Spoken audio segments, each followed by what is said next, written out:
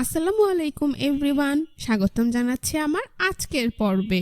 ভীষণ মজার, কোনো রকম ঝামেলা ছাড়াই ঝটপট নুডলস আর আলু দিয়ে খুব সহজেই একটি বিকেলের নাস্তার রেসিপি আজকে তৈরি করে দেখাবো। নাস্তাটি তৈরি করা খুবই সহজ, আর একবার তৈরি করে দিলে পরিবারের বড় থেকে ছোট সকলেই খুবই পছন্দ করবে। শুধুমাত্র নুডলস, আলু আর ঘরে থাকা সামান্য কিছু উপকরণ দিয়ে যে এত মজার একটি বিকেলের নাস্তা তৈরি করা যায় তা আপনারা না তৈরি করে খেলে বুঝতেই পারবেন না। আশা করছি আজকের রেসিপিটা আপনাদের সবার কাছে ভীষণ ভালো লাগবে। তো আর কথা বাড়াচ্ছি না, চলুন সহজেই রেসিপিটি দেখে নিচ্ছি। এই রেসিপিটি তৈরি করার জন্য প্রথমেই একটি মিক্সিং বলে আমি বড় সাইজের দুটি আলু এইভাবে কেটে খোসা ছাড়িয়ে সেদ্ধ করে নিয়েছি। এইবার একটি আলু ম্যাশার দিয়ে আলুগুলোকে আমি ম্যাশ করে নিচ্ছি। কিছুটা সময় নিয়ে খুব ভালোভাবে আলুগুলোকে ম্যাশ করে নিতে হবে, আর খেয়াল রাখতে হবে যেন আলুতে কোনো প্রকার লাম্পস না থাকে বা আলুর দলা না থাকে।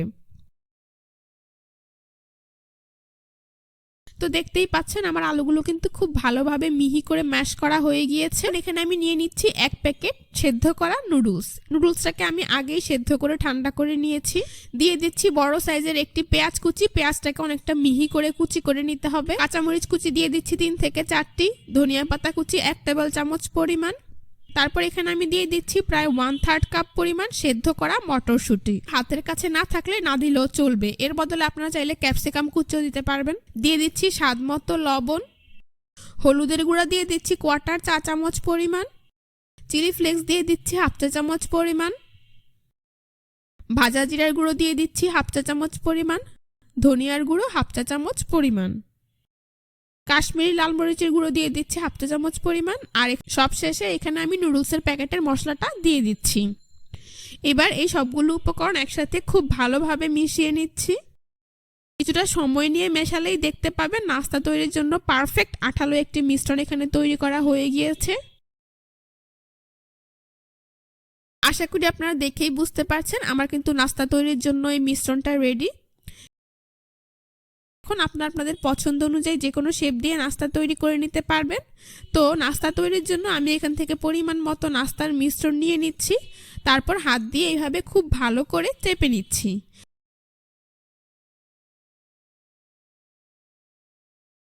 এবার 2 হাত দিয়ে ঘুরিয়ে এইভাবে গোল বলের মতো করে চেপে চ্যাপটা করে দিচ্ছি। আলতো করে চেপে চ্যাপটা করে দিচ্ছি। অনেকটাই কাটলেটের শেপ দিয়ে আমি নাস্তাগুলোকে তৈরি করে নিয়েছি, আশা করি দেখেই বুঝতে পারছেন। এখন এটাকে আমি প্লেটে উঠিয়ে নিচ্ছি।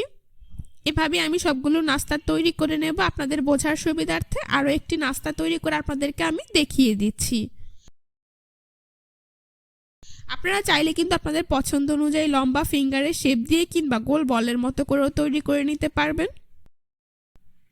তো দেখতেই পাচ্ছেন কত সহজেই কিন্তু আমার আরও একটি নাস্তা তৈরি করা হয়ে গিয়েছে। এখন এটাকে আমি প্লেটে উঠিয়ে নিচ্ছি। এভাবেই আমি সবগুলো নাস্তা তৈরি করে নিয়েছি। এবার অন্য একটি বাটিতে একটি ডিম ভেঙে নিয়ে নিচ্ছি। ডিমটাকে প্রায় 20 মিনিট আগেই ফ্রিজ থেকে নামিয়ে রেখেছিলাম। দিয়ে দিচ্ছি 1/4 চা চামচ পরিমাণ কালো গোলমরিচের গুঁড়ো। এবার ডিমটাকে খুব ভালো করে ফেটিয়ে নিচ্ছি যাতে এর মধ্যে কোনো প্রকার লাম্পস না থাকে। আর গোলমরিচের গুঁড়োটাও ডিমের সাথে খুব ভালোভাবে মিশিয়ে নিচ্ছি। তো দেখতেই পাচ্ছেন ডিম ফাটানো হয়ে গিয়েছে। এটাকে এক সাইডে রেখে দিচ্ছি। তারপর এখানে আমি প্রায় 1/2 কাপের মতো নিয়েছি ব্রেড ক্রাম্বস। আপনারা চাইলে টোস্টের গুঁড়োও নিতে পারবেন। এবার তৈরি করে রাখা নাস্তাগুলো থেকে একটি নাস্তা নিয়ে ডিমের ব্যাটারে দিয়ে দিচ্ছি। খুব ভালো করে 2-3 বার উল্টে পাল্টে ডিমের ব্যাটারে ডিপ করে ব্যাটার থেকে তুলে ব্রেড ক্রাম্বসের মধ্যে দিয়ে দিচ্ছি। এইবার নাস্তাটাকে ব্রেড ক্রাম্বস দিয়ে খুব ভালোভাবে কোট করে নেব। আশা করি আপনারা দেখেই বুঝতে পারছেন। তারপর একটু হাত দিয়ে এভাবে নাস্তাটা শেপ ঠিক করে নিচ্ছি। আমার কিন্তু একটি নাস্তা ভাজার জন্য তৈরি। এখন এটাকে আমি প্লেটে উঠিয়ে নিচ্ছি। এভাবে আমি সবগুলো নাস্তা কোট করে নেব। তো আপনাদের বোঝার সুবিধার্থে আরও একটি নাস্তা কোট করে আপনাদেরকে আমি দেখিয়ে দিচ্ছি। আপনারা চাইলে কিন্তু ডিমের ব্যাটারের পরিবর্তে ময়দার ব্যাটার দিয়েও নাস্তাগুলোকে ডিপ করে ব্রেড ক্রাম্বস দিয়ে কোট করে তৈরি করে নিতে পারবেন। তো দেখতেই পাচ্ছেন আমার আরও একটি নাস্তা কত সহজেই কোট করা হয়ে গিয়েছে। এখন এটাকে আমি প্লেটে উঠিয়ে নিচ্ছি। এভাবে আমি সবগুলো নাস্তা কোট করে নিয়েছি। এবার নাস্তাগুলোকে ভেজে নেব। সেই জন্য চুলায় একটি প্যানে পরিমাণ মতো তেল দিয়ে তা মিডিয়াম হিটে গরম করে নিয়েছি। এখন এই গরম তেলে একে একে নাস্তাগুলোকে দিয়ে দিচ্ছি। চুলার আঁচ মিডিয়ামে রেখে নাস্তাগুলোকে ভেজে নিতে হবে।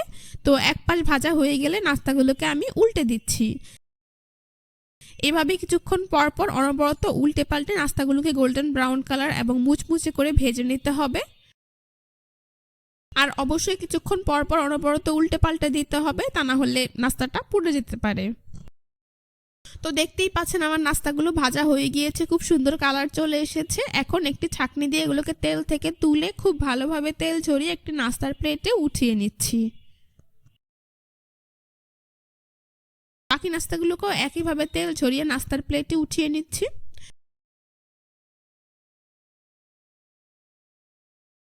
তারপর পরিবেশন করে আপনাদের দেখিয়ে দিচ্ছি।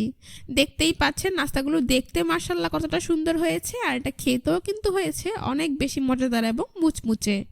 বাচ্চাদের টিফিনের জন্য কিংবা বিকেলের নাস্তায় যে কোনো ধরনের বায়না পূরণ করতে আপনারা ঝটপট এই রেসিপিটি একবার তৈরি করে দিতে পারেন। আশা করছি তাদের খুবই ভালো লাগবে। বাইরে ক্রিস্পি আর ভেতরে মজাদার এই নাস্তাটা অতিথি আপ্যায়নে চায়নে কিংবা বিকেলে চায়ের আড্ডায়ও আপনারা তৈরি করে নিতে পারেন। একদমই অল্প উপকরণে খুবই সহজভাবে তৈরি করে দেখিয়েছি, যে কেউ চাইলে একবার দেখে এই রেসিপিটি তৈরি করে নিতে পারবেন।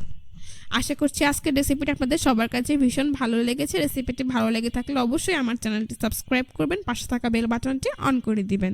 আল্লাহ হাফেজ।